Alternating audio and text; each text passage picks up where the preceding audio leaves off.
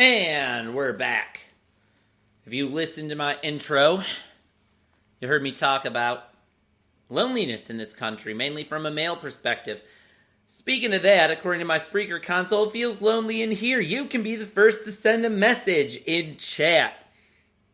You got any stories about how porn addiction has affected you, and you are ballsy enough to share it? Please, feel free to discuss. And you don't have to be a guy to point this out. Yeah, I'm talking about things from a male perspective because I think more men watch porn than women, and I'm a guy, so it's what I can relate to. I like to speak about things that I can relate to, not things I don't know what I'm talking about. But to start this, I'm gonna tell you a little story about 8th grade. Spring break. I think it was spring break. Okay, you know it was midwinter break. Not a huge difference, but my stepbrother, I had a stepbrother at the time. We were both 8th graders, and we were the oldest of 5 kids in the house at the time.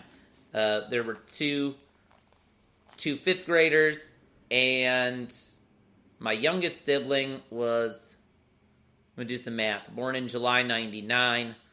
This was 2007, before turning 8. My sister was 7 years old. So, at the time, my sister. So, now, they're not my sister.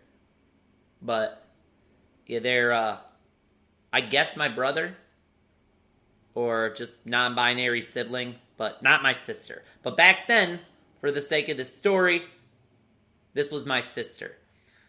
My sister walked in on me and my stepbrother watching porn while we were supposed to be in charge of watching them. And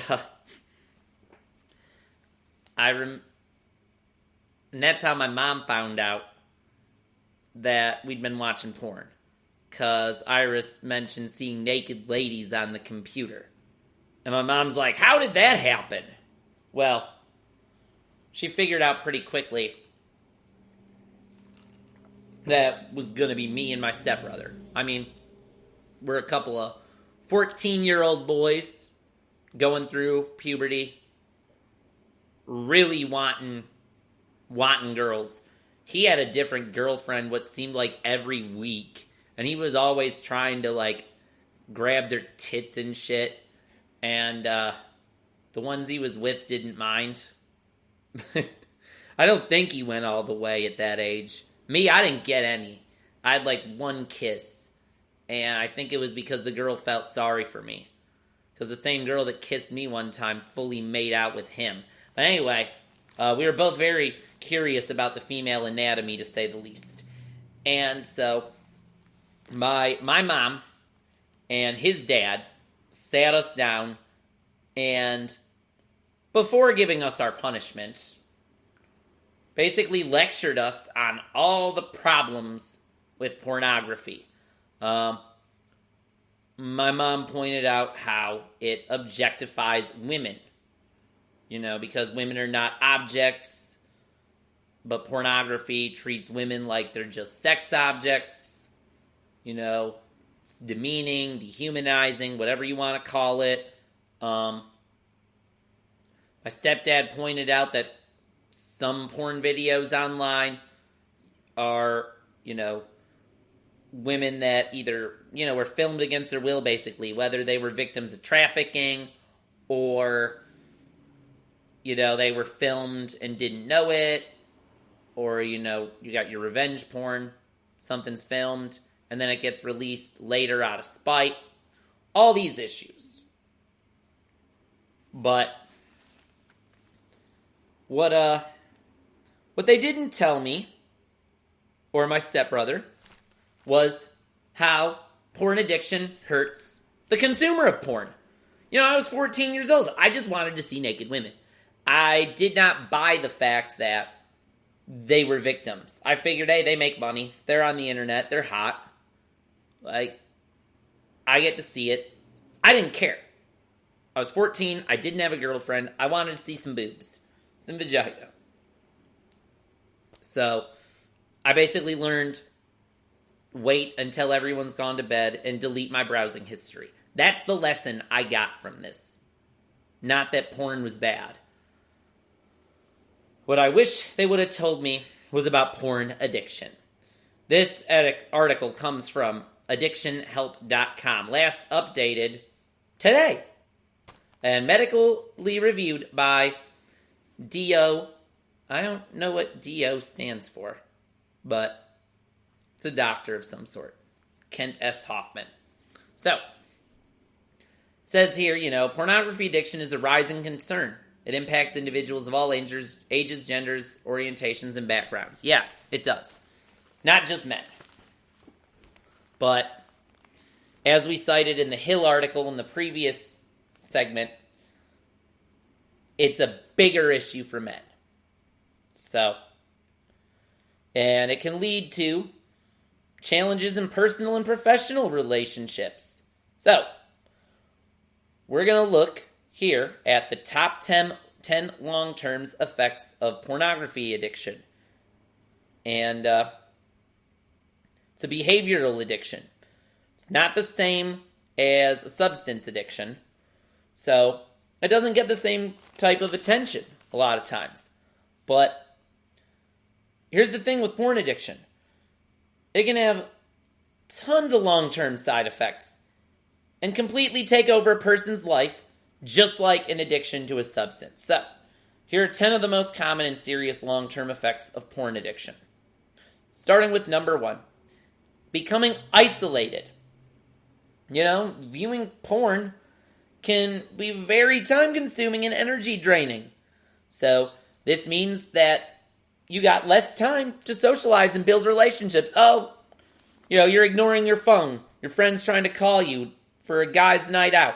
And you're ignoring it because you're in the middle of fapping to some porn star on Pornhub or Chatterbait or sexting someone on Snapchat, whatever it is. Or, God forbid, you're on OnlyFans, paying these creators, these sex workers, which, God, that's been a little over glorified. We'll get to that later. But, these people with a porn addiction may also feel some shame and guilt. Probably for the things they've been looking up. Which, we're going to get to that later too. About how it starts with one thing and leads to other things. And it involves some shame. In fact, this can lead to withdrawal and avoidance of social situations. Like, I'll admit, I used to consume a lot of porn.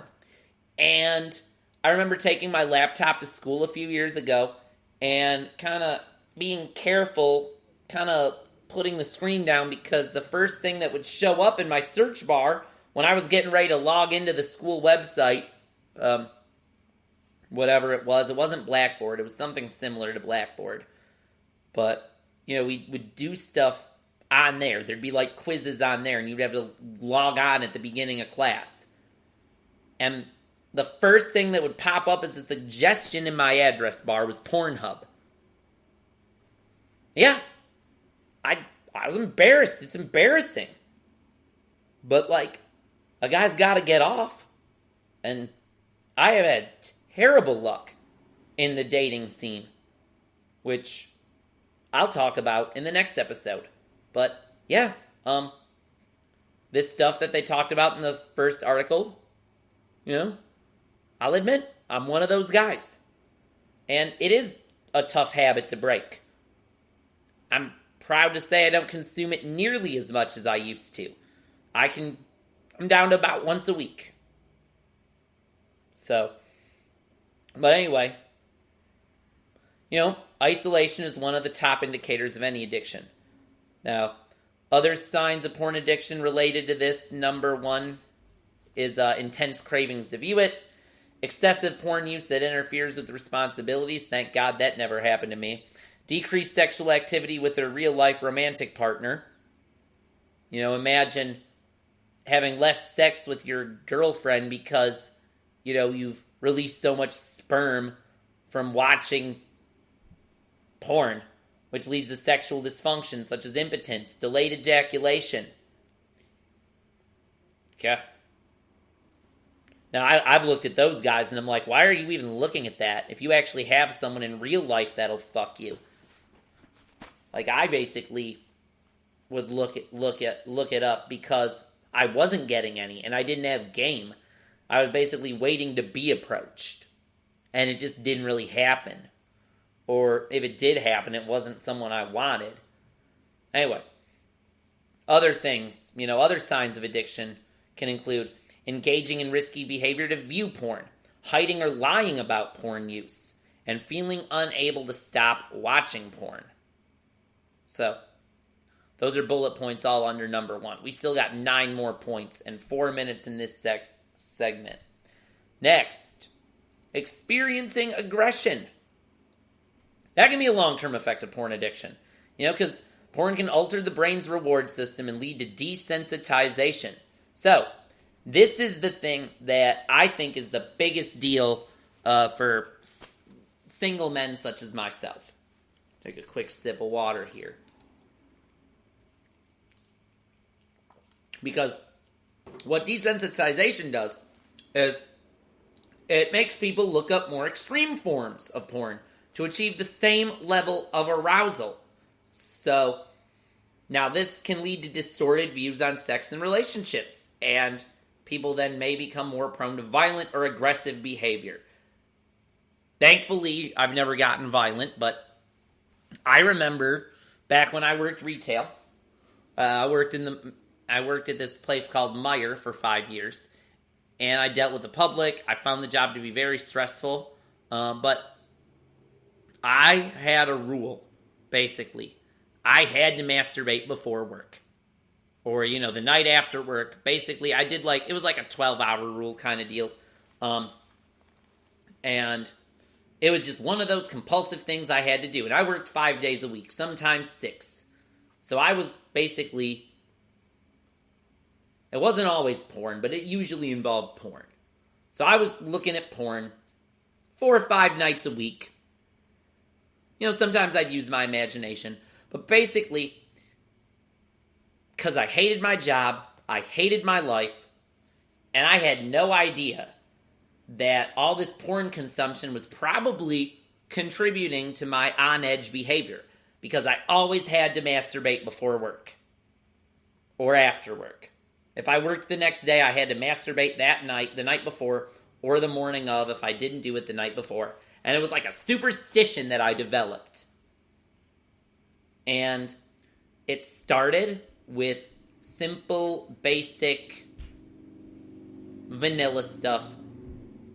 And I won't go into details about what exact stuff I looked into. It all involved adults. I'll tell you that. Thank God. But, in some worst case scenarios, you'll look at people that'll start with adult porn, and they can't get off to adults anymore. People that would have never been pedophiles if it wasn't for porn just start looking up inappropriate images and videos involving children.